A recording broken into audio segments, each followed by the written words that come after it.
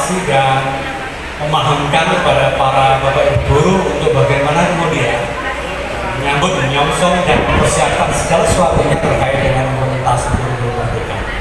Bapak ibu saya hormati, sedikit saja saya sebelum membuka acara mohon izin untuk menyampaikan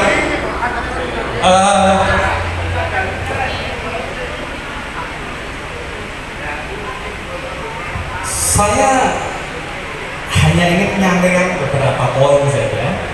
Agar apa? Agar Bapak Ibu semuanya tidak kebablasan. Artinya benar-benar tolak, tetapi konsep dasarnya atau hal-hal yang pokok yang mendasari, yang melandasi bagaimana kemudian pelaksanaan kurikulum merdeka ini yang begitu penting untuk mengarahkan kita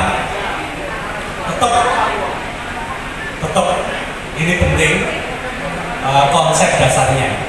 Oleh karena itu saya ingin menunjukkan ini Bapak, mengingatkan aja.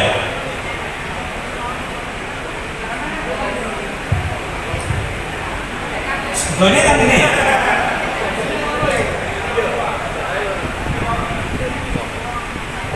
Bapak Ibu sebetulnya berangkat dari apa yang disampaikan Pak Leo, saya nyambung sedikit aja.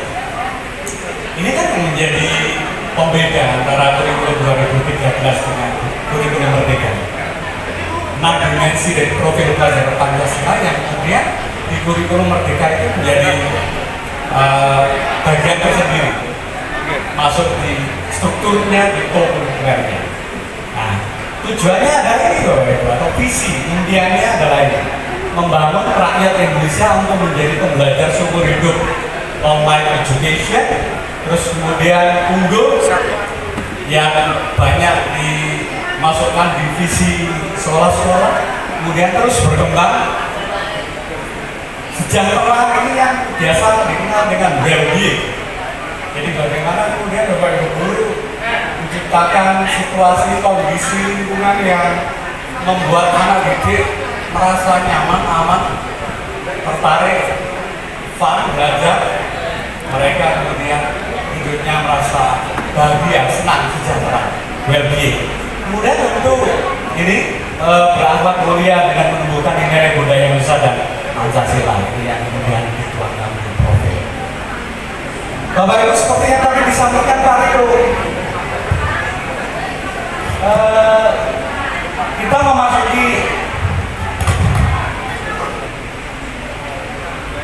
kita memasuki edisi ke-15 ini kurikulum merdeka dan platform merdeka belajar.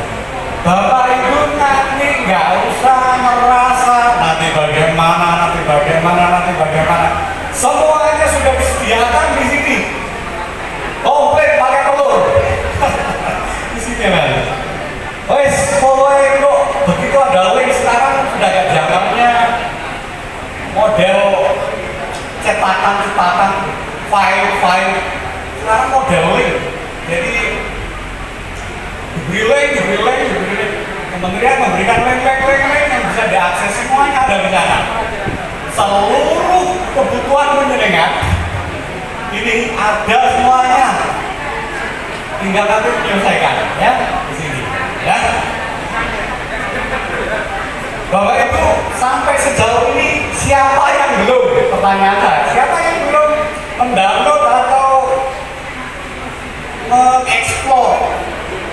mengeksplor ini platform Merdeka Mengajar di HP jenengan yang gambarnya platform Merdeka Mengajar, di download atau nanti melalui ini juga bisa. Ini penting sekali Bapak ya. Jadi ini rata-rata Bapak Ibu guru HP-nya Android yang RAM-nya minimal 4 atau 8 karena semuanya berada di sana, atau laptop berbasis komputer. Ini Bapak Ibu.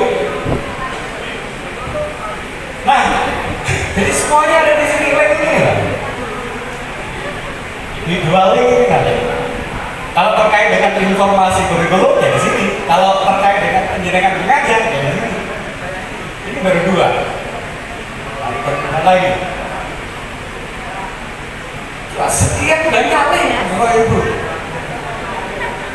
Sekian banyak oleh.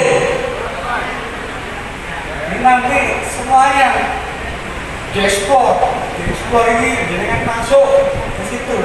Mau butuh apa nih? Mau butuh apa?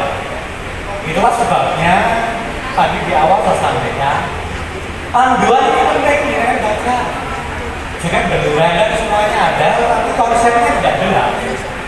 Panduan, pedoman, ini membaca terkait dengan implementasi kurikulum merdeka. Ya paling dulu ya. Jadi berlurah ya. Tapi konsep dasarnya lewat. Kali. Coba saya tanya. 4 standar yang menjadi acuan implementasi kurikulum merdeka itu dimulai standar apa?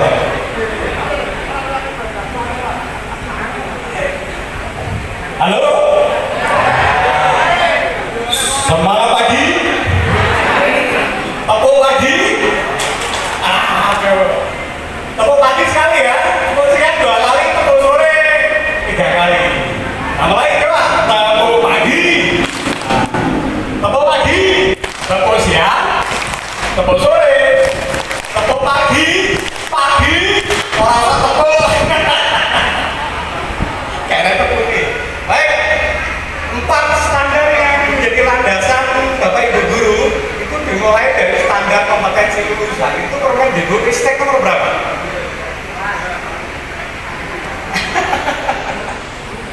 Itu yang saya masuk. Jadi kurikulumnya kantor mana kantor? Pamatkan belum ada, kantor mana kantor?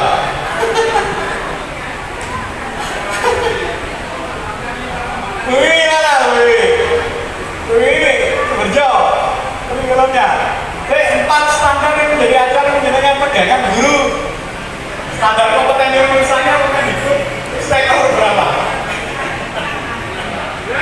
SMP-nya juga yang tadinya 57 tahun 2021 ganti nomor 4 2022. Ya.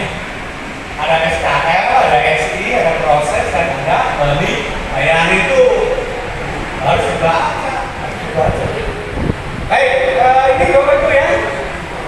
Penjelasan nanti wajib hukumnya literasi. You must be literate. Gak boleh tidak. Saya ini sumber digital itu salah satu yang membedakan kurikulum 2013 dengan kurikulum merdeka. Kurikulum merdeka arahnya itu digitalisasi, platform, aplikasi, pokoknya itu gayanya gitu, tetek yo, laptop, Android yo, ini yo, itu langsung. Nah ini perlu yang namanya mindset, perubahan mindset. Kalau enggak, Anda tidak akan bergerak kemana-mana. You are not going anywhere. Masih saja terjebak, tertutup dengan kebiasaan adat istiadat zaman semuanya ada Bapak Ibu ya. Oke. Nah kita lanjut. Ini katanya Mario, wes cukup mulai dari diri sendiri. Belajar mandiri, foto dewe, gak perlu diterangkan ini. Jadi saya ingatkan semua baca pedoman panduan ya SMP yang nomor 4 tahun 2022, SKM itu nomor berapa Pak? Ristek nomor 5, nomor 7, standar proses nomor berapa? Permendikbud Ristek nomor berapa? Pak Sudah. Standar proses itu Permendikbud Ristek nomor berapa? Nek akreditasi proses ini menjadi salah satu unsur utama. Kadang-kadang diamati ulang itu ya kan, ulang aja ngomong air harus gitu ya. Depannya seperti kalau istilah kerennya itu pembelajaran berdiferensiasi. Makanya di awal itu sudah ada macam upaya diagnostik. Kita mengenali mereka di awal pelajaran itu ya. Ini potong dewe mulai dari diri sendiri. Kalau di awal merdeka itu merdeka, N-nya itu mulai dari kita. eksplorasi konsep pendidikan baca dengan ekspo teori konsepnya ada area kedua refleksi nanti Bapak Ibu didampingi Bapak Kepala Sekolah, terus kemudian ada ruang kolaborasi, kemudian ada demonstrasi kontekstual. Nah, nanti saya di akhir pada saat aksi nyata saya akan melihat, tapi kayaknya ke depan saya tidak, ayo mana profesinya, mana ACP-nya, ACP-nya, silabus ya, modulnya di mau diajarin dengan itu, kemudian bagaimana implementasinya. Oh, itu nanti saya akan lebih ke situ di hal-hal. Makanya di standar penilaian itu berapa? yang penting gurunya pulang. Halo. Wah, gak ada ini lagi. RPP ra pulang ya podo ta, Pak. Yang penting gurunya enak, gurunya pulang. Itu udah nggak tertarik dengan kayak gini. Ya wis ketera RPP. Yang ini nggak tertarik ya. Ini Permendikbudristek nomor 21 tahun 2022 dibaca. Ada penilaian proses, ada penilaian hasil belajar, penilaian harian oleh guru dan sistematik oleh satuan pendidikan. Yang proses pembelajaran lebih diarahkan bagaimana kemudian ada peningkatan kualitas atau mutu prosesnya. Guru kalau misalnya mengajukan pertanyaan itu ingin mengukur sejauh mana pemahaman anak. Kalau belum, berarti menjadi catatan. Apa yang kita libat? Strateginya atau metodenya? Atau mungkin kurang bahan ajarnya? Atau mungkin medianya dan lain sebagainya? Nah, nanti itu fungsi yang di depan di aksi besok. Ya, baik. Nah, tadi yang saya bilang bahwa Ibu ini yang membedakan kurikulum merdeka dengan yang dulu kami dapat. Yang terakhir ya, aplikasi ini yang tadi PPP tadi ya, termasuk PMM. Apa itu PMM? Platform Merdeka Mengajar. Yang membedakan Bapak Ibu, ya sekolahnya harus diterima oleh teknologi. Ya, tidak hanya WA, Facebook, tapi lebih ke aplikasi atau layanan yang diberikan oleh Kemdikbud. Bapak Ibu pernah menganalisis atau mengkomparasikan antara kurikulum 2013 dan kurikulum merdeka?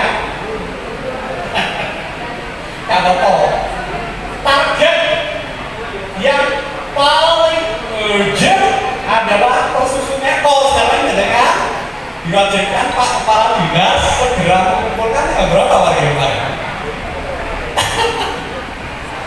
Oke itu sekolahnya instrumen validasi sudah saya siapkan, nanti tinggal sebagai tempat. Saya tidak akan melihat apa namanya kualitasnya dulu, yang penting ada dulu namanya compliant, terpenuhi dulu karena ini targetnya Pak Kepala Dinas ada dulu posnya KLSP ya. Nah ini nanti di yang sendiri coba analisa sendiri apa lagi ya. Nah, Terima kasih. Selesai.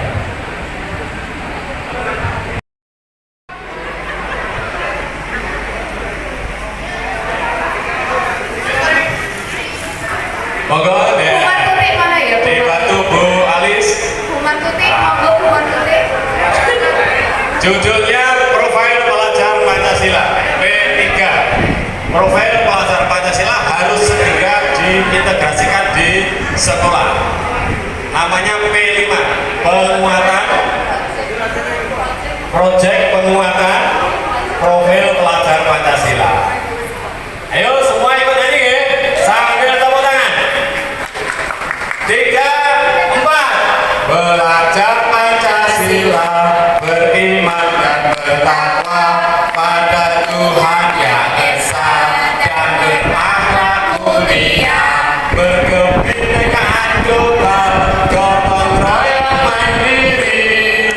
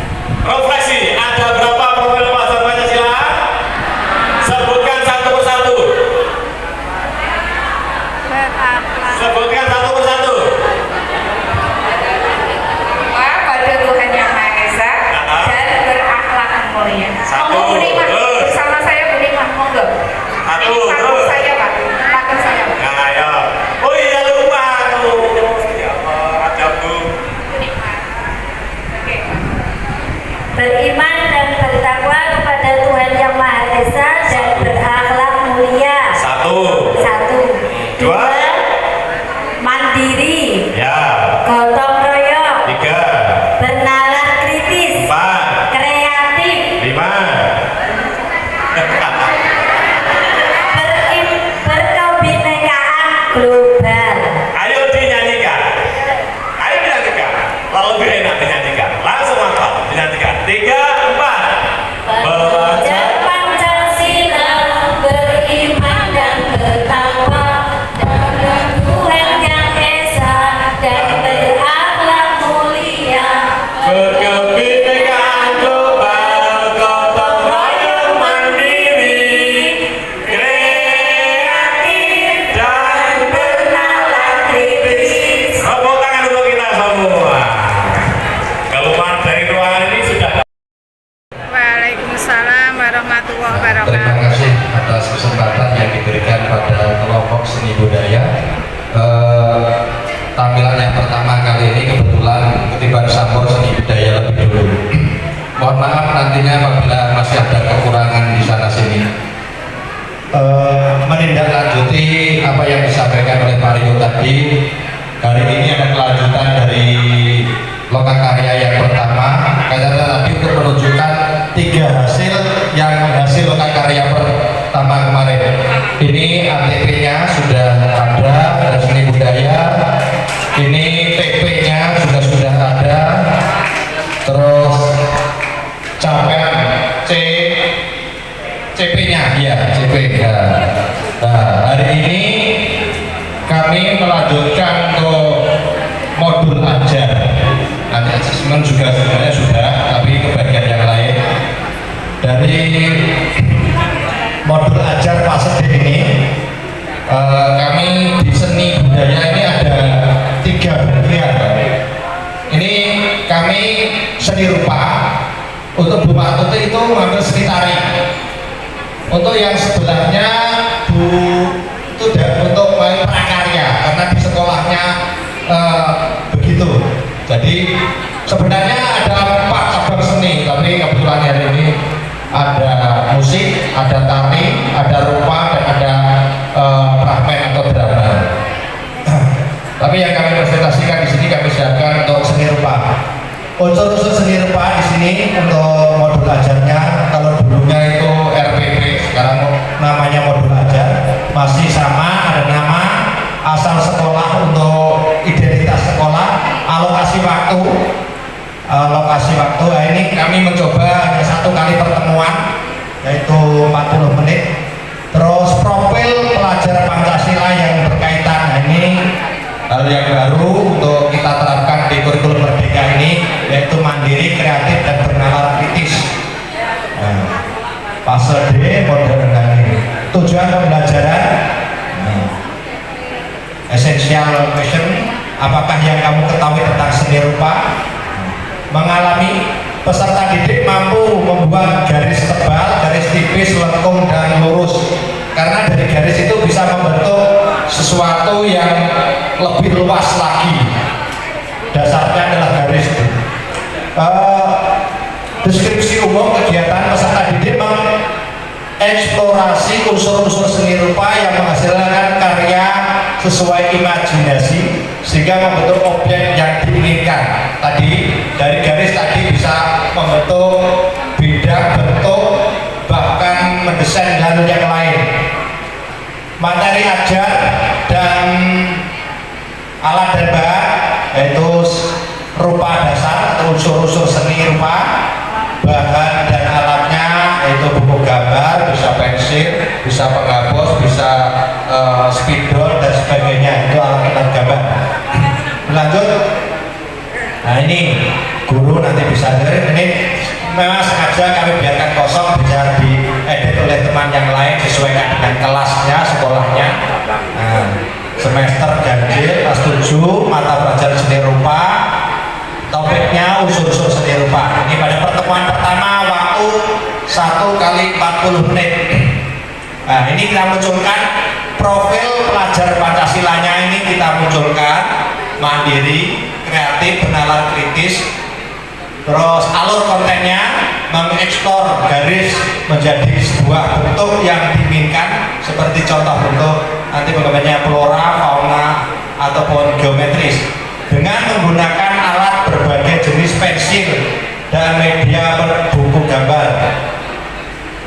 Tujuan pembelajaran, peserta didik mampu membuat garis tebal, tipis, lengkung, dan lurus sehingga bisa dikembangkan menjadi suatu desain dan akhirnya juga ke logo yang di bab 4 di semester genap besoknya.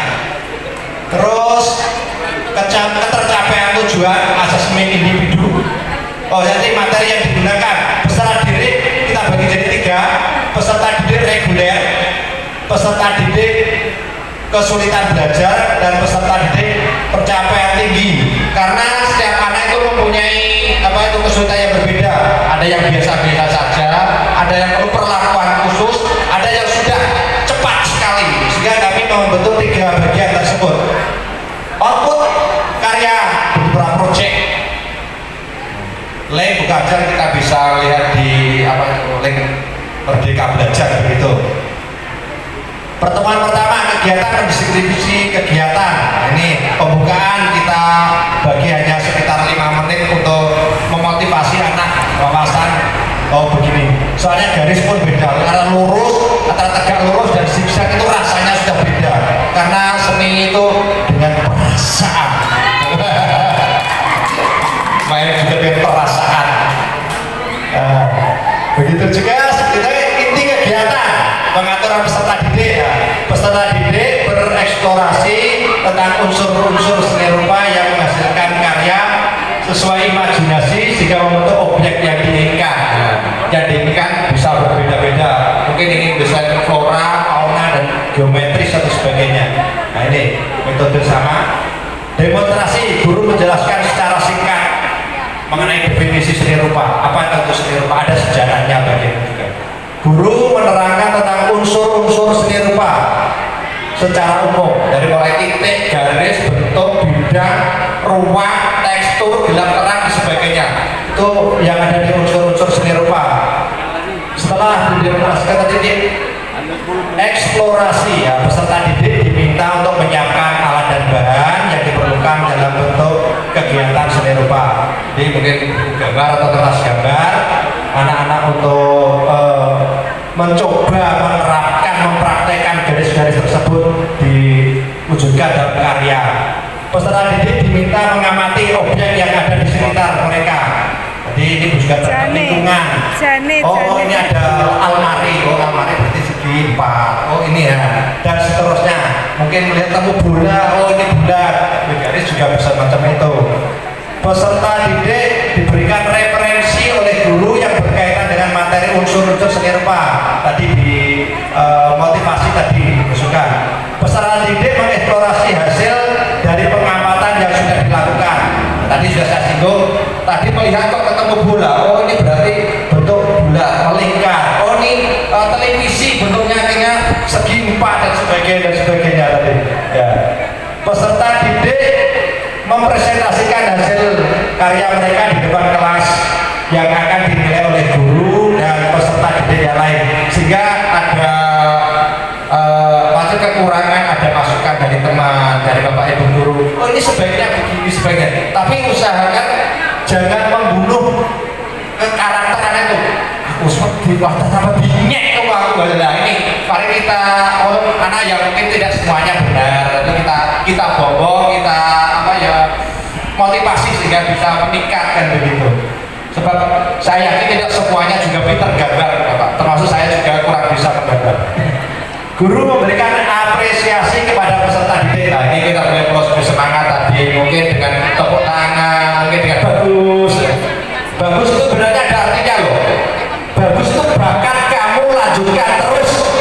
Bagus. Saya ingat Pak Tino Sidin waktu dulu. Terus berikutnya penutup. Nah penutup itu kita rangkum atau materi yang kita berikan itu kita sampaikan intinya begitu. Terus ini rubrik penilaian. Nah, ini perkembangan sangat baik apabila peserta didik mampu menghasilkan ide tanpa bantuan guru, dia bisa mandiri. Sangat baik peserta didik mampu menghasilkan ide setelah naik. Nah, misalnya Nah, setelah berdiskusi singkat dengan guru baru menentukan begitu tujuh yang baik dan kurang baik, begitu seterusnya sudah ada tabelnya. Demikian mas baik, cukup, sangat baik dan memang itu. Jadi untuk yang nilai lebih tanpa bimbingan guru sudah to the point. Misalnya menjumlahkan juga begitu. Berapakah 7 tambah 8 tambah 9 seperti itu langsung. Tetapi saat ini soal-soal seperti itu harus dihindari karena nanti hasilnya tidak bisa mengeksplor kemampuan anak yang lebih banyak. Hanya mungkin pada penalaran dan pengingatan, daya ingat saja. Di sini dari matematika mengambil elemen bilangan terutama operasi bilangan real. Bilangan real itu bilangan yang kompleks, sangat banyak ya Bapak Ibu. Di situ ada bilangan ganjil, ada bilangan genap, ada bilangan bulat, ada bilangan cacah, ada bentuk akar dan seterusnya. Bapak Ibu langsung ke tujuan pembelajarannya, kita menyelesaikan masalah yang berkaitan dengan operasi aritmatika pada bilangan real sehingga dapat memberikan estimasi atau pikiran hasil operasi aritmatika dengan mengajukan alasan dengan yang masuk akal. Monggo Bu, langsung ke soal saja biar Bapak Ibu mengetahui contoh soal seperti ini. Jawabannya tidak usah dulu Bu, tidak usah arahkan ke atas dulu. Bapak Ibu monggo di persan ini saya bacakan Bapak Ibu ya. Nanti Bapak Ibu bisa mengamati. Saya yakin kalau yang matematika pasti sudah paham. Tapi saya ingin Bapak Ibu yang lain karena di sini adalah numerasi itu wajib, literasi itu juga wajib harus dimiliki pada setiap individu. Karena kalau tidak bisa berhitung dan tidak bisa literasi, saya yakin orang itu mesti bodoh. Semua orang mesti harus bisa menghitung. Misalnya begini, saya misalnya ingin memberikan soal tentang faktor persekutuan terbesar dari 12, 16, dan 24. Jika saya langsung membuat soal, tentukan faktor persekutuan terbesar dari 12, 16, dan 24. Anak-anak itu langsung hanya bisa menghitung, tapi literasinya, kemudian eksplor pemikiran kemampuan dia yang lain mungkin tidak tercover di sini. Tetapi kalau kita buat masalah yang nyata di kehidupan anak sehari-hari, ini cocoknya anak SD Bu. Kalau anak SMP itu mainnya bukan kelereng, mainnya TikTok ya. Ini salah satu contoh. Kelereng adalah benda bulat bla bla bla bla bla, terus buahnya ini belum masuk ke soal aja anak sudah membaca itu sudah banyak. Di sini salah satu contoh ada istilah yang mungkin anak tidak tahu di Betawi kelereng itu namanya apa. Kemudian di mana lagi Bu, di Bandung, kemudian di Jawa. Mungkin anak kita di sini karena di Jawa dia taunya kelereng itu neker, tapi karena di sini ada istilah, kalau di Betawi anak menyebut sebagai gundu. Ini salah satu ilmu juga, ada wawasan yang mampu dicerna oleh anak bahwa kelereng itu kalau di Betawi namanya gundu, kalau di Bandung namanya keleci, di Sunda atau Bandung. Nah, kemudian anak-anak itu diberikan cerita seakan-akan cerita ini nyata dan memang harus nyata real di lapangan bahwa ada 3 anak yang bermain kelereng, dia mempunyai kelereng yang berbeda warna dan jumlahnya juga berbeda. Ada yang punya 12 warnanya merah, ada yang punya 16 warnanya hijau, dan ada yang 24 warnanya biru. Nah, seandainya dia ingin membuat atau menyimpan kelereng itu dengan beberapa tempat, dengan syarat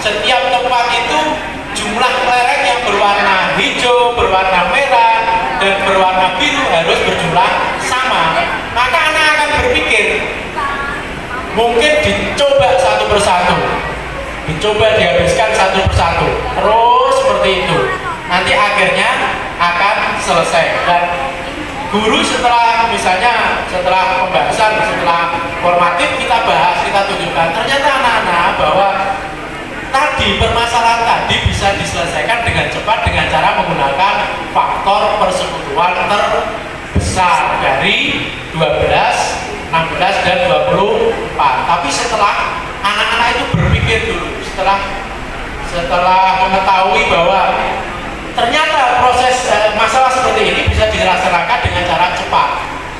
Jadi soal harus seperti itu Bapak Ibu. Lanjut Bu nomor 2. Kalau Bapak Ibu yang menjawab, kalau ada 12 kelereng, kemudian ada 16 dan ada 24, kira-kira setiap wadahnya dapat berapa Bu? Yang warnanya sama. Sarana dan prasarana adalah proyektor dan Al-Quran. Target peserta didik yang kami ajak adalah kelas 7 dengan jumlah siswa 32 peserta didik. Waktunya adalah satu pertemuan 40 menit. Selanjutnya untuk kompetensi inti, tujuan pembelajarannya karena di kurikulum Merdeka ini yang berperan adalah siswa, maka kami bentuk tutor sebaya dalam menyampaikan membaca Quran surat Al-Anbiya ayat 19. Yang pertama, melalui tutor sebaya, peserta didik dapat memahami makna beriman kepada malaikat-malaikat Allah, dan siswa mampu membaca Quran surat Al-Anbiya ayat 19 sesuai kaidah ilmu tajwid.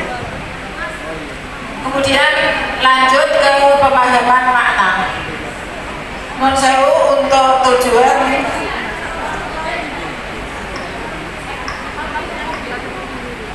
tujuan pembelajaran.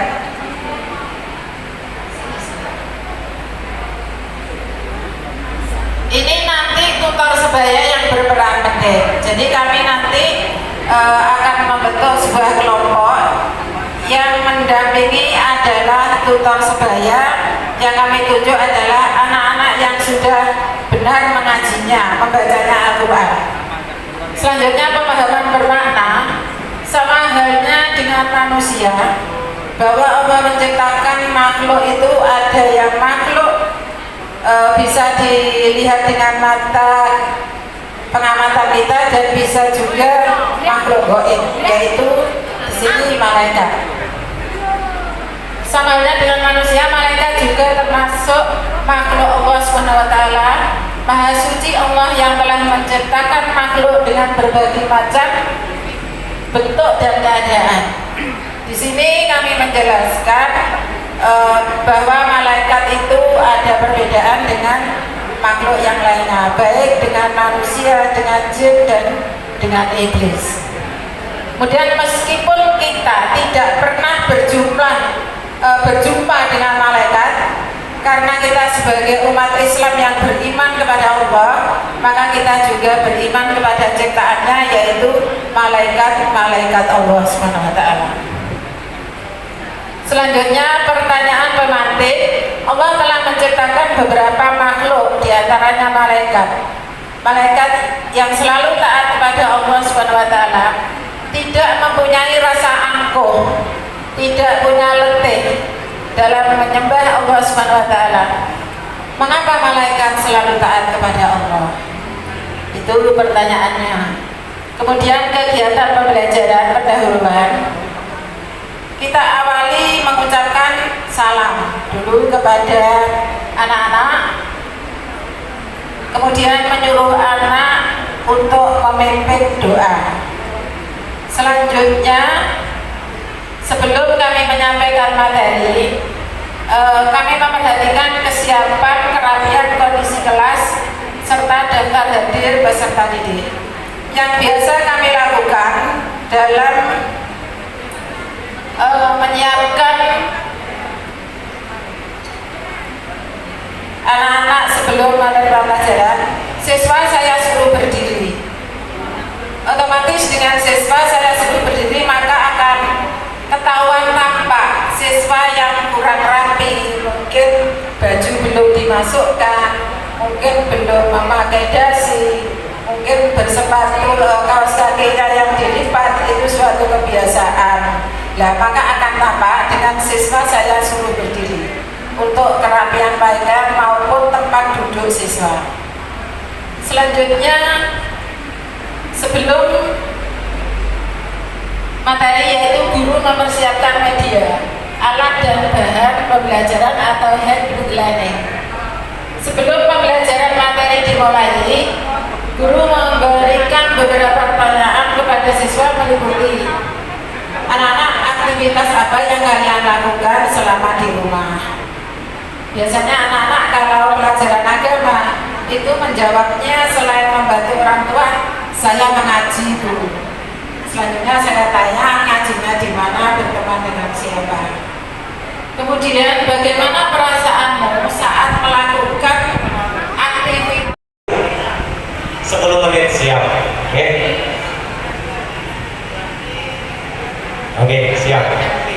Saya akan menyampaikan alur tujuan pembelajaran dulu. Saya ambil dari kelas 7 bab pertama, bab 1. Ya. Untuk alur tujuan pembelajaran pada pendidikan Pancasila, elemennya yaitu tentang Pancasila, kemudian capaian pembelajarannya, peserta didik mampu menganalisis kronologis lahirnya Pancasila. Kenapa kini kami jadikan satu bahan untuk perlu kami sampaikan di sore hari ini? Kebanyakan ngapunten Bapak Ibu, tidak hanya kita selaku seorang pendidik, kadang-kadang maaf kebalik, tidak hanya anak-anak didik kita, kadang-kadang kita sendiri lupa, mohon maaf, lupa lambang negara kita yang ditempel tiap hari, tiap saat kita lihat, ya. Kadang-kadang kita lupa berapa, bagaimana, kemudian bahkan di TV-TV viral, di YouTube macam-macam ya. Seorang angkatan, seorang pegawai lupa disuruh membunyikan bagaimana tuh bunyinya Pancasila itu. Nah, makanya kami kelompok asesmen dari pendidikan Pancasila menyampaikan tentang pentingnya memahami tentang kelahiran Pancasila. Ruang lingkup materi esensial yang kami unggah di sini yaitu tentang sejarah kelahiran Pancasila. Kemudian profilnya kami unggah juga tentang beriman, bertakwa, berakhlak mulia, kemudian bernalar kritis. Sementara kami ambil 2 itu aja itu ya Bapak Ibu. Baik, setelah kami sampaikan ATP-nya, kita masuk pada asesmen materinya ya. Pada rancangan asesmen diagnostik semester ganjil SMK Klaster Timur ya, tahun ajaran 2022-2023 kami mengambil materi tentang sejarah kelahiran Pancasila kelas 7. Capaiannya peserta didik yang pertama yang mampu menganalisis kronologis lahirnya Pancasila, perumusan dan penetapan Pancasila sebagai dasar negara, bla bla bla bla bla, ngapunten ya, sampai yang terakhir nanti waktunya habis ya. Mampu melaksanakan tanggung jawab atas keputusan bersama dengan semangat konsensus tokoh nasional dalam perumusan Pancasila. Kenapa kami ambil itu? Di dalam rangkuman materi yang ada di dalamnya itu sudah tercakup keseluruhan bahwa kita akan menyampaikan dan mengajak anak didik kita supaya kita menjadi makhluk-makhluk yang semakin bertambah, semakin meningkat ilmu, bahkan yang paling penting adalah akhlak mulia dari anak didik kita. Yang notabene kita tahu di masyarakat bahwa kemerosotan akhlak, mohon maaf Bapak Ibu, akhlak dari anak didik kita semakin banyak dan semakin banyak hancurnya. Ya. Bahasa Jepangnya semakin banyak Bu, karena di sini tidak ada bahasa Jepang makanya saya singgung. Bahasa Jepang di Pongbaru, ngapunten Pak, bahasa Jepang di Pongbaru itu sering muncul. Karena apa? Pergaulan di warung lebih sering. Betul yang disampaikan oleh teman-teman dari agama tadi. Ya. Bahasa Jepang di masyarakat kita luar biasa. Ngapunten, saya tidak nyinggung bahasa dari negara lain, tapi lesetan mawon. Baik, tujuan pembelajarannya kemudian para peserta didik mampu menghayati sejarah kelahiran Pancasila sebagai karunia dari Tuhan Yang Maha Esa itu penting kami unggah karena sering kita melupakan bahwa jas merah di Indonesia sering jadi hal-hal yang kalah dengan datangnya IT, dengan datangnya telekomunikasi dari luar negeri ke Indonesia luar biasa. Ya, anak muda di lingkungan kami malah yang paling diingat itu hal-hal yang terbaru yang muncul secara dalam hitungan detik, contoh di TikTok dan macam-macam kegiatan seperti itu. Ya.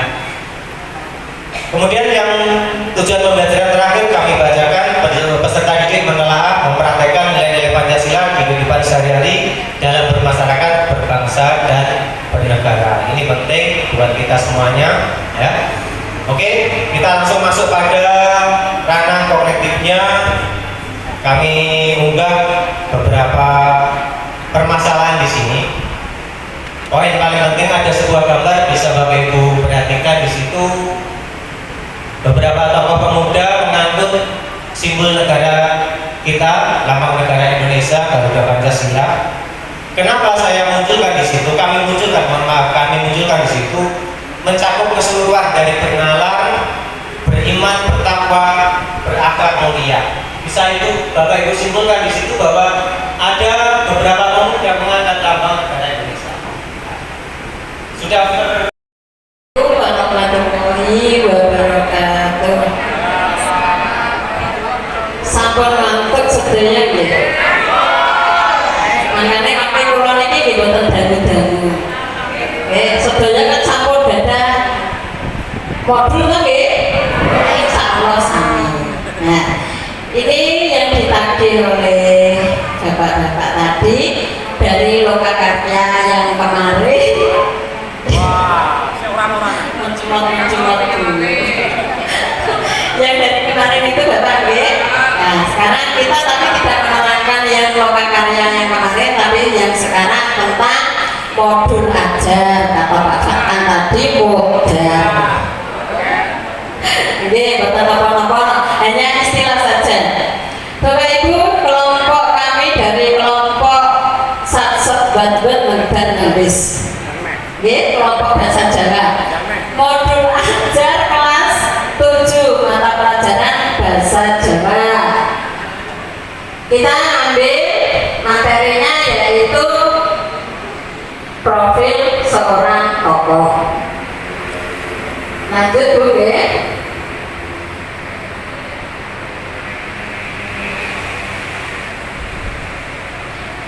Informasi umum yaitu identitas modul ajar, nama penyusun yaitu dari kami tim Lokakarya EKM Bahasa Jawa. Status pendidikan SMP Negeri tahun pelajaran 2022. Kula boten nggunakake basa Jawa nggih, soalnya nggih sedanten pakai bahasa Indonesia. Terus jenjangnya SMP kelas 7, alokasi waktunya 5 jam pelajaran. Berikutnya kompetensi awal. Kompetensi awal ini diharapkan dalam pembelajaran ini kemampuan peserta didik dalam mengidentifikasi struktur teks. Nah, mengidentifikasi struktur teks dan menganalisis unsur bahasa teks profil tokoh. Berikutnya profil pelajar Pancasila kami mengambil mendorong peserta didik untuk bernalar kritis dan mandiri.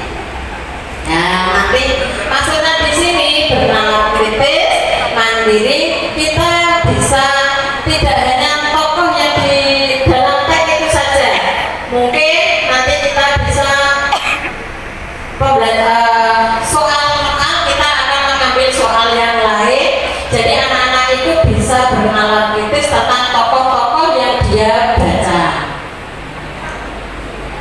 Berikutnya yaitu sarana dan prasarana yang dibutuhkan dalam pembelajaran ini adalah laptop, HP yang Android, terus jaringan internet yang memadai dan bahan bacaan. Nanti banyak sekali bahan-bahan bacaan yang kita ambil untuk profil tokoh. Berikutnya yaitu target peserta didik. Peserta didik yaitu membuat peserta didik. Ini mungkin kalau sekolahannya teman-teman sekelompok Pak, tapi kalau sekolah saya ya tidak ada 32. Mungkin ya hanya 26, beda. Cuma ini satu kelompoknya kan, Bu Emi kan SMP 1, ya mungkin lebih dari 32, katanya 36. 32 Bu. Modul pembelajaran, model pembelajarannya yaitu berbasis proyek membuat tag profil tokoh. Nanti anak-anak setelah kita dalam pembelajaran kita kasih suatu tag tokoh Raden Ajeng Kartini, tapi setelahnya itu nanti anak-anak akan mencari sendiri. Nah, akan mencari sendiri tokoh-tokoh yang diidolakan siapa. Nanti kita sesuaikan dengan penilaian yang sudah kita buat. Terus pendekatannya kontekstual, modelnya discovery learning, yaitu mungkin bisa anak-anak mencari data, mencari observasi ke tokoh-tokoh yang lain. Metodenya diskusi, tanya jawab, dan penugasan. Nanti itu dibentuk kelompok, anak-anak bisa berdiskusi satu kelompok mungkin 5 sampai 6 anak. Berikutnya Bu, komponen inti 1 atau A, tujuan pembelajaran. Tujuan yang pertama, peserta didik dapat menjelaskan struktur tag profil tokoh. Nah, nanti struktur tagnya kita terangkan pas saat pembelajaran. Anak-anak nanti akan bisa membuat strukturnya setelah kita memberikan tugas. Terus tujuan pembelajaran yang kedua, yaitu peserta didik dapat mengidentifikasi unsur kebangsaan tag profil tokoh. Tentunya pasti dia akan tahu mengidentifikasi unsur-unsur kebangsaannya. Yang ketiga, peserta didik dapat menuliskan tag profil tokoh menggunakan bahasa yang sesuai dengan kaidah. Ya, tentunya di bawah bimbingan kita ya, bahasanya anak-anak kadang itu ada campuran, ada yang ukur, kabeh, ada yang campuran, wis mbok sakarepe, penting iso, kadang gitu. Ya, tapi nanti di bawah bimbingan seorang guru, anak-anak itu akan tahu, oh ternyata bahasa yang saya gunakan ini salah. Yes. Berikutnya pemahaman bermakna tag profil tokoh atau biografi dalam tag yang menggunakan atau menggambarkan tokoh dan peristiwa yang pernah dialami oleh sang tokoh. Pemahaman yang kedua, dengan kemampuan menulis tag profil tokoh, seseorang dapat menggambarkan atau menceritakan perjuangan seorang tokoh yang diidolakan. Kalau mungkin anak-anak selama ini sudah tahu profil yang dari Bojonegoro, contohnya Pak Bupati Yoto, itu kan banyak di YouTube profilnya. Jadi nanti anak-anak bisa meniru sopo to setenane Pak Yoto kuwi. Padahal Pak Yoto kuwi bocah penggone desa, kesa-keso, ternyata dia berjuang mencari ilmu, akhirnya dia menjadi seorang bupati. Jadi mulai dari awal hingga akhirnya dia menjadi seorang bupati, menjadi seorang dosen. Jadi nanti anak-anak bisa meniru tokoh yang dia baca itu. Berikutnya yaitu pertanyaan pengantin, yaitu manfaat apa saja yang bisa kita ambil dalam kehidupan nyata setelah menyaksikan tayangan dan membaca dari beberapa sumber buku teks profil tokoh. Kegiatan pembelajaran, pertemuan pertama pendahuluan, otomatis kita melakukan doa ya, sebelum pembelajaran ada doa, memaparkan tujuan pembelajaran. Seorang guru sebelum mengajar pasti anak-anak sudah diberitahu dulu tujuan pembelajarannya, memaparkan strategi pembelajaran, memotivasi kepada peserta didik dengan memaparkan manfaat yang telah peserta didik tampil. Peserta didik membentuk kelompok beranggotakan 4 sampai 5 orang. Kegiatan inti peserta didik mencermati informasi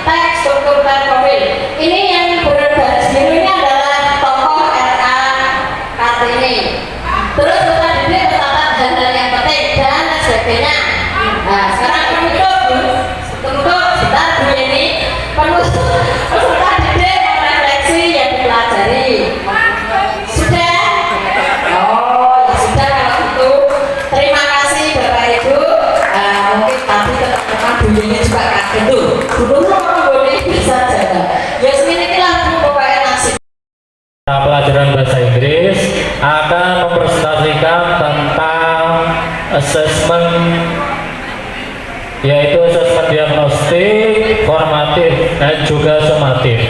Nah, asesmen ini merupakan kompetensi inti dari modul ajar yang telah kami buat tadi.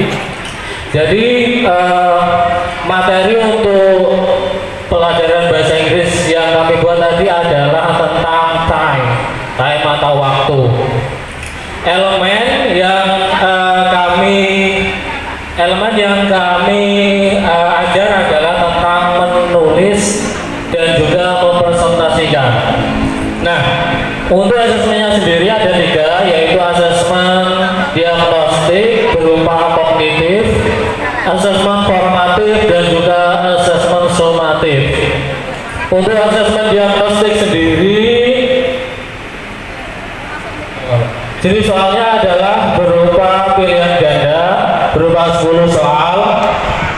Nah, dari hasil asesmen diagnostik ini nanti kita bisa mengelompokkan siswa berdasarkan hasil yang didapat dari asesmen ini. Baik siswa itu punya kemampuan rendah atau kurang, sedang ataupun tinggi. Nanti kita bisa memberikan treatment yang berbeda kepada masing-masing siswa. Lalu untuk asesmen formatif berupa kuis, unjuk kerja, dan juga penilaian harian. Untuk unjuk kerja ini berupa proyek. Jadi siswa kami minta untuk membuat dialog pendek tentang rutinitas mereka, atau mereka membuat jadwal, lalu mereka membuat percakapan pendek dengan teman mereka. Dari percakapan itu mereka kami minta untuk upload dan juga men-share di media sosial mereka. Nanti kita nilai berdasarkan rubrik yang telah kita buat juga. Nah, di asesmen formatif ini juga kita akan sisipkan profil belajar Pancasila yang terdiri dari 5 komponen, yaitu beriman kepada Tuhan Yang Maha Esa, gotong royong, mandiri, bernalar kritis, dan juga kreatif. Nah, untuk asesmen formatif juga adalah penilaian harian. Yang ini jenis soalnya masih pilihan ganda, terdiri dari 25 soal. Sementara untuk yang terakhir asesmen sumatif, ini nanti berupa penilaian akhir semester atau penilaian akhir tahun. Nah, soal-soal yang kami buat tadi adalah adaptasi dari soal dari SMP Sedati dan juga kami download dari Merdeka Mengajar. Jadi tentunya nanti Bapak Ibu guru bisa menyesuaikan soal-soal yang akan dibuat dengan karakteristik dan juga kemampuan siswa di masing-masing sekolah. Saya kira cukup sekian dan terima kasih. Mohon maaf apabila ada salah dan kesalahan. Wassalamualaikum warahmatullahi wabarakatuh. Terima kasih untuk bahasa Inggris ya, yang sudah ternyata malah menyampaikan diagnostik juga formatif. Luar biasa, sudah siap sampai dengan formatif. Berikutnya kita kembali ke modul ajar bahasa Indonesia. Monggo selamat bahasa Indonesia, monggo terus maju duluan bahasa Indonesia. Oke, monggo. Nggak boleh putus. Sebenarnya Bapak Ibu ya, dari presentasi awal sampai yang terakhir tadi semuanya sudah sama, jadi memaparkan modul ajar, langkah-langkah pembuatan modul ajar. Saya tidak akan banyak menyinggung modul ajar hasil kerja kami, karena saya yakin dari beberapa tampilan tadi semuanya sudah luar biasa. Tetapi yang ingin saya tekankan di sini Bapak Ibu adalah bagaimana mengimplementasikan merdeka belajarnya itu loh. Kurikulum, kita sudah berapa kali ganti kurikulum Bapak Ibu ya? Mau kurikulum KBK, mau KTSP, mau apa lagi? K13. Tetapi kalau model mengajarnya masih begitu-begitu aja, mau diganti berapa kali pun kurikulum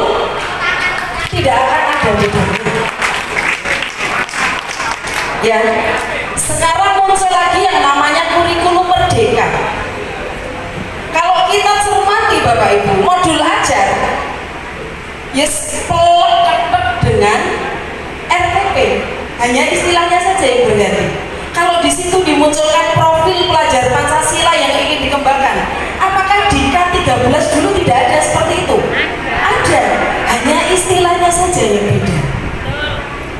Karena itu Bapak Ibu yang perlu kita pegang benar-benar itu adalah implementasi merdeka belajarnya. Kalau modul ajar sih saya yakin semuanya sudah mahir-mahir ya.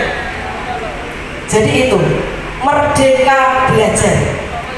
Mindset kita yang harus diubah. Bagaimana kita memandang diri kita sebagai pendidik dan bagaimana kita melihat anak didik kita.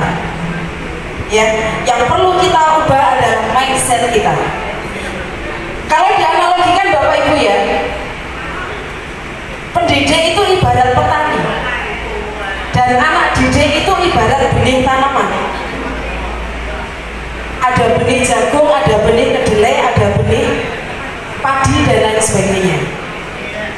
Petani tidak akan bisa mengubah benih jagung untuk ditanam dan berharap menjadi tanaman padi misalnya atau tanaman yang lain. Tanaman padi ya akan tumbuh menjadi padi. Kita tidak bisa memaksa. Karena kodrat pendidikan anak adalah kodrat alam dan kodrat zaman. Itu namanya kodrat alam. Anak diciptakan oleh Tuhan Yang Maha Esa dengan keunikannya masing-masing. Ya, ibaratnya ada anak yang seperti benih jagung, ada anak yang seperti benih padi. Seorang petani tidak bisa memaksa benih-benih itu padi menjadi jagung misalnya. Yang bisa dilakukan petani apa? Yang bisa dilakukan adalah bagaimana menumbuhkan benih tadi itu sehingga menjadi tanaman padi yang kualitasnya super, tidak mengubah karakter anak. Itu esensi merdeka belajar. Terima kasih. Demikian presentasi dari kami. Untuk modul ajarnya insya Allah ya bisa di copy paste ya. Insya Allah sama dengan teman-teman. Terima kasih, sekian, kurang lebihnya mohon maaf. Assalamualaikum warahmatullahi wabarakatuh. Waalaikumsalam. Tepuk tangan sekali lagi yang luar biasa untuk bahasa Indonesia.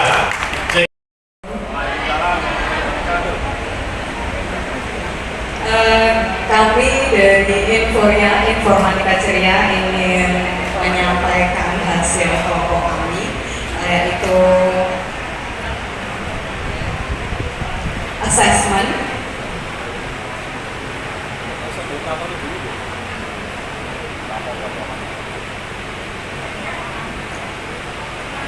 Untuk yang kami ambil adalah informasi ini modul ajar informatika asal sekolah, kemudian profil pelajar Pancasila yaitu bernalar kritis, kreatif, dan gotong royong. Yang kami ambil sekarang ini adalah perangkat keras dan perangkat lunak. Untuk asesmennya seperti ini. Kata kuncinya adalah perangkat lunak. Kegiatannya ayo eksplorasi jenis perangkat lunak komputer. Profil pelajar Pancasila yang dimunculkan di sini adalah bernalar kritis, kreatif, dan gotong royong. Nah, seperti ini gambaran umum kegiatan. Nah, di sini kegiatannya adalah ayo eksplorasi mengenal perangkat lunak. Peserta didik mempraktekkan cara menghidupkan dan mematikan komputer sesuai prosedur dan mempraktekkan tombol sleep, down, dan seterusnya. Nah, bagaimana asesmen dilakukan? Kami melakukan asesmen dengan observasi guru selama kegiatan belajar berlangsung. Kemudian penilaian hasil presentasi diskusi. Kemudian kami juga melakukan asesmen melalui penilaian hasil lembar kerja siswa. Nah, kemudian juga asesmen di sini juga termasuk refleksi siswa. Jadi metode pembelajarannya refleksi siswanya, apakah kamu memahami instruksi yang dilakukan untuk pembelajaran dan lain-lain seperti yang bisa dilihat di layar. Nah, untuk lembar kerja siswa seperti ini kami memberikan ada indikator pencapaian kompetensi, yaitu menjelaskan fungsi sistem operasi komputer dan memahami perangkat lunak aplikasi komputer. Nah, kegiatannya langsung mengidentifikasi perangkat lunak di komputer. Nah, ini adalah LK-nya, asesmen yang kami lakukan. Ada juga kegiatan 2, ada kelompok jenis perangkat lunak aplikasi. Nah, ini nanti adalah lembar kerja peserta didik seperti ini. Nah, untuk perskoran, jika tepat dan benar semua, kemudian jika tepat dan benar semua total 5. Nah, jika kurang logis, nah, seperti ini. Pengayaan kami juga ada, kegiatan pengayaan bisa dilakukan dengan metode tutor sebaya, melakukan proyek, kemudian mengembangkan latihan. Kemudian juga ada lembar refleksi guru, dan berikut adalah contoh-contoh latihan soal dan ujian. Nah, saya rasa cukup dari kelompok kami informatika saya. Assalamualaikum warahmatullahi wabarakatuh.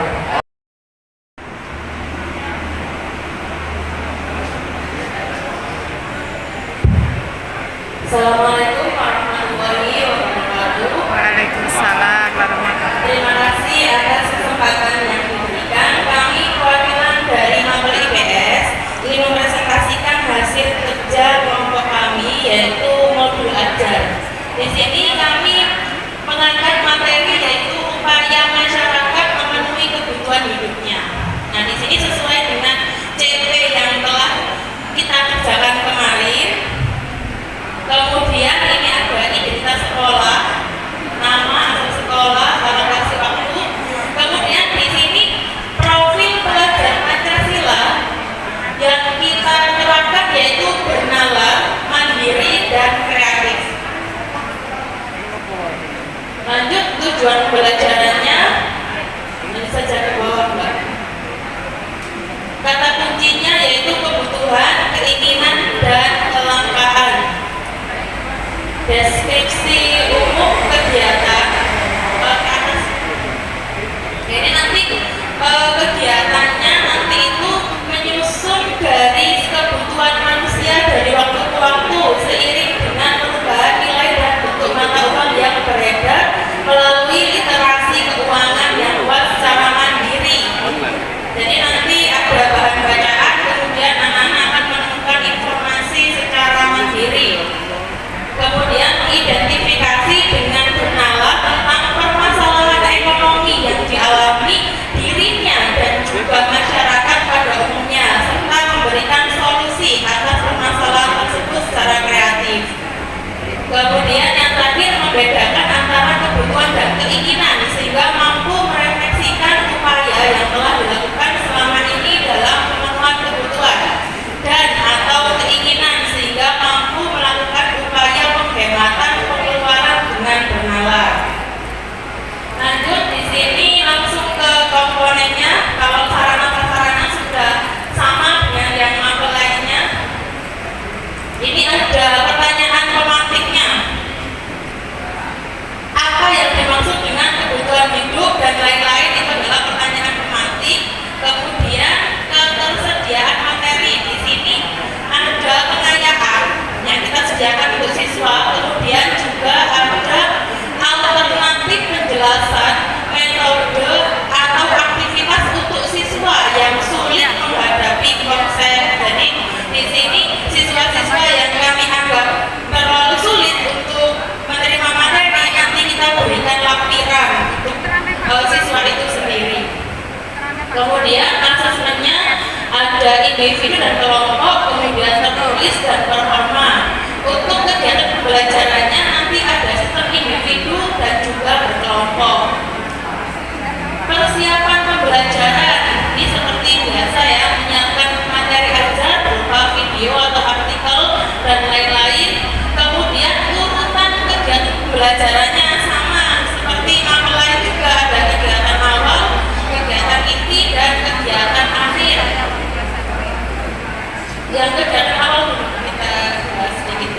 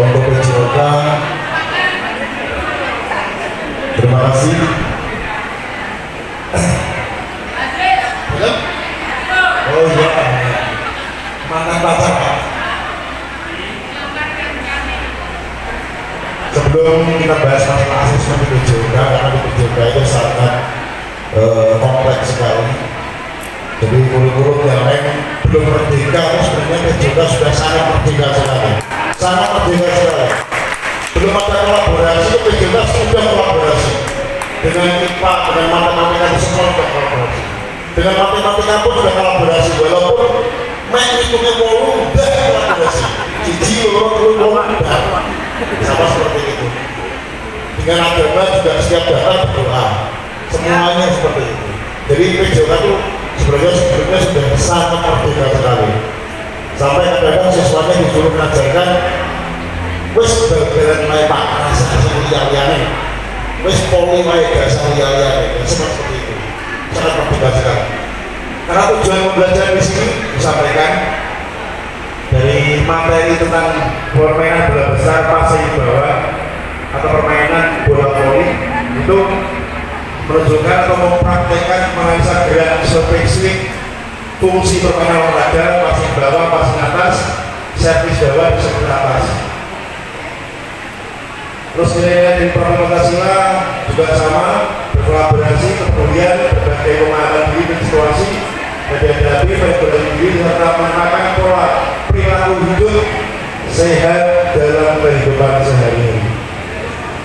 Dari pemahaman-pemahaman yang disampaikan di tujuan pembelajaran ini, kemudian ada pertanyaan pemantik yang sebagai acuan kita untuk menjadikan sebuah asesmen di bawah. Apa itu asesmennya? Sebab sebelumnya dari berbagai macam tujuan tadi ini ada beberapa pertanyaan yang nanti akan diisi oleh siswa. Tujuannya apa? Siswa bisa menganalisa dirinya sendiri, siswa bisa menyampaikan apa yang menjadi kelemahan dirinya sendiri. Karena apalagi di awal, di tujuan awal pelaksanaan kegiatan atau pembelajaran itu mereka akan kita analisa dulu kemampuannya bagaimana. Oleh karena itu di sini kita membuat sebuah angket yang intinya adalah siswa bisa tidak menjelaskan pengertian dengan spesifik servis bawah, servis atas dalam permainan bola voli dengan benar. Mereka akan mengisi sendiri dengan jujur. Dan banyak lagi pertanyaan di sini.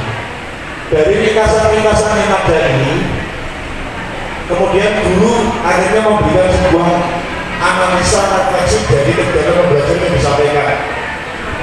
Kemudian guru menyampaikan apakah aktivitas pembelajaran peralatan permainan yang dimodifikasi, yang dimodifikasi, yang sudah diajarkan dipraktekkan itu tercapai tidak tujuannya, itu akan mengerti. Kalau tercapai ya sampai, kalau tidak ya tetap tidak. Dari sekian banyak proses yang dari atas ini, kita mengambil kesimpulan tentang asesmen akademik formatifnya, tentang pengetahuan.